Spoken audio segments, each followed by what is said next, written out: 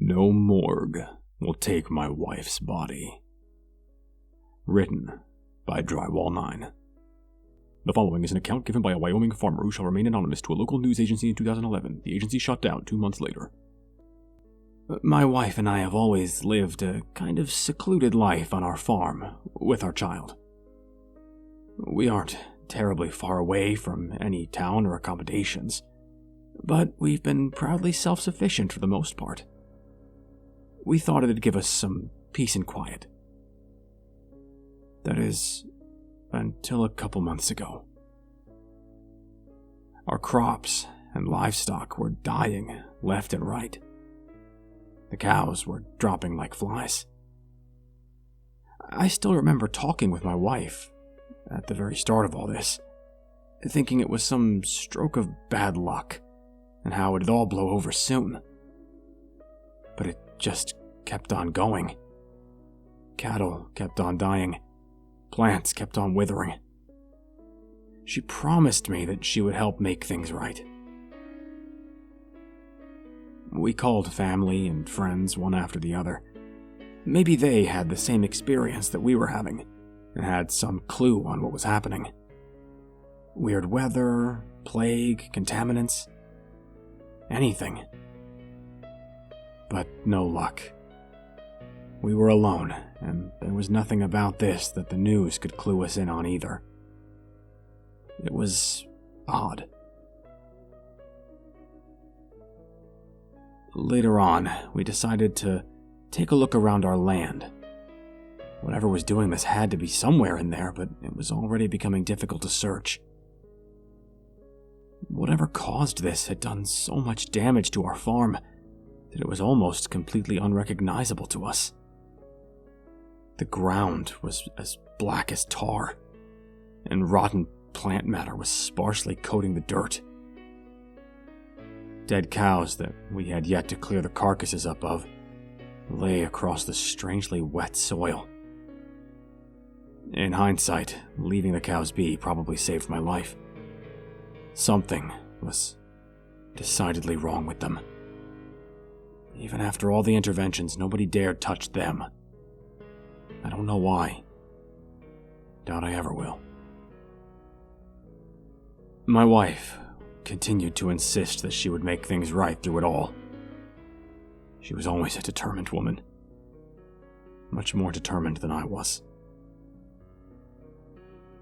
As we searched, it was hard to even recognize what was supposed to be there from what could be a contaminant. This far along, it all looked the same. Soon enough, though, I heard my wife calling for me to come and look at something. The dirt all around her looked soaked through, more damp than it should have been. Beside her slowly drifted a tiny stream of something. It looked strange and unnatural. Pale pinkish red, with the texture of egg whites. It smelled strongly of undercooked meat, and almost felt to be radiating a slight warmth. We moved away as quickly as we could. We didn't know what it was. I still don't. Immediately after that, we called the police and hoped that after some chemical cleanup we could get back to normal. Maybe it would take weeks, months, years even, but we would surely get back to normal. Surely. The police came around later that day, inspected the scene. They didn't have any better clue than I did what they were looking at. And then came the scientists and the men in their hazmat suits. They took samples, told us to quarantine for a couple of days, and left. Something about the way that they behaved unnerved me. This wasn't right. And they knew it wasn't right either. They knew this needed to be handled more delicately, but for some reason they kept rushing through. At least, that's what I'm assuming. It seemed to me at the time that they were forced to do a botched job. It was around this time that my wife fell ill. The following day, the scientists came back and they took her away from me. Examinations, hospital visits, research. The only thing I was told was that they couldn't make sense of it. They were flying the poor woman around the country because no lab could find out what this contaminant was. I don't want to think about what this must have been like for her. I kept asking about her condition as the situation got worse and worse. I was trying to follow things as closely as possible, so I talked to some of the scientists involved. I had to learn what was going on. All we know is that the contaminant is some sort of strongly toxic animal tissue. It appears to contain both cow and sheep cells. However, the cells are heavily deteriorated, so this assumption may be mistaken. Whatever it is, it seems to have been heavily genetically altered in a way that none of the labs we've cooperated with can replicate, even on a theoretical level. Those are the sorts of things they were telling me. Everyone was scratching their heads at how this could have happened. The more I learned about the contaminant, the more unbelievable it all sounded. I reached out to police departments, but all I could ever get was a cold, "We're investigating the source of the contaminant." The same non-answer from every single call. I wondered if there even was an investigation. And if there wasn't, then why? Why weren't they investigating this incredibly dangerous contamination? I was left to fend for myself.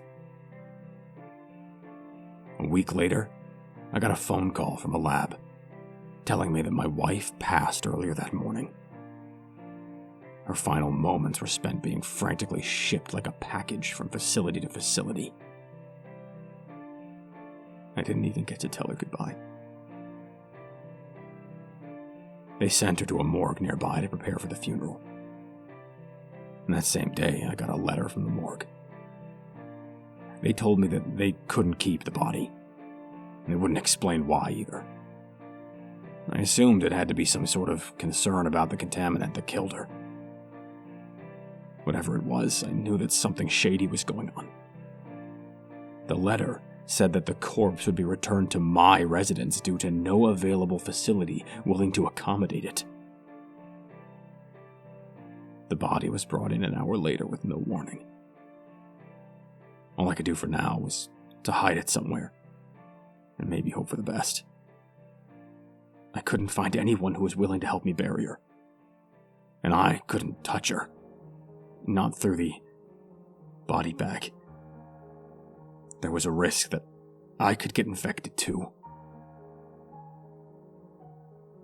Maybe it was how long it had been since I had even last seen her. But when I unzipped the bag and looked at her, even for a second, something about her face looked wrong. Not in a dead body way different either.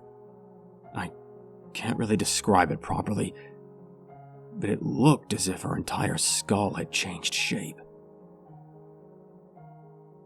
I left her in the shed and reassessed my options. I didn't really have a choice. I was stuck now, with the corpse of the woman who had been my wife, frantically trying to navigate this hell, this mess that I'd been forced into. Whatever was going on just below the surface here, I knew it wasn't right. At this point, I had connections to every damn laboratory in the mainland. I was reaching out left and right in hopes that somebody could do something about this. But nothing. People told me with certainty that no one would take her in. Nobody would even attempt to dispose of the body. Burn it. Something. I was furious. By sunset, I knew what I had to do. I didn't want to, and it wasn't exactly the burial she would have wanted, but it was the best thing that I could offer. I spent a few hours digging a makeshift grave in my backyard. It was never something I thought I would be doing, and I wasn't terribly sure it was exactly legal either, but I couldn't just leave her there to rot. After all of this, to bury her was the least that I could do to help her find peace. Just as I was finishing up the digging, I heard something. First, there was the sound of something heavy banging against a wall. Then a short shriek and some strange, grotesque crackling sounds, like when you rip the joint on a chicken carcass. It was all coming from the shed. I didn't know what was happening. Nobody was in there. Nobody but her. I froze as I made it to the side of the shed, the door violently shaking back and forth as whatever was behind it tried to push it open. That door was ready to pop off its hinges or snap its locks at any second. I had to think. I had to keep that door shut somehow. I knew it wasn't going to work, but I didn't know what would happen if the door opened. I didn't know if I could handle seeing what was behind it. Before I could even reach the door, I was pushed back. The whole weight of the metal shed door landed on top of me, and I was pinned onto the ground. When I looked up, it was her. Or what I could only assume was her. She had grown. 7 feet tall or more, her bones stretched out and her skin looking like it was melting off and simultaneously flaking to dust.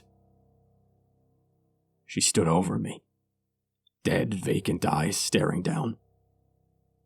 I couldn't even bring myself to breathe. It was like time had paused and I was waiting to die. But she just kept staring. And I don't know why. To this day, I don't know why. I was reaching for the shovel, slowly, like I thought that if I did it slow enough she wouldn't notice, until she moved again. She turned her head away to look towards the rest of the farm, all the dead crops and animal corpses. I could tell something was going through her head. It was hard to tell, but I feel as if I know what that was.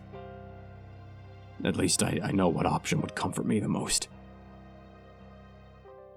She ignored me and shambled into the forest, where that stream of pinkish red stuff originally came from. All I could do was watch. It's been months, and I haven't seen her since. I don't know if I ever will. I don't know if I ever want to. I can't help but wonder if maybe I'm infected too. If the exact same thing that happened to her is going to happen to me. God knows.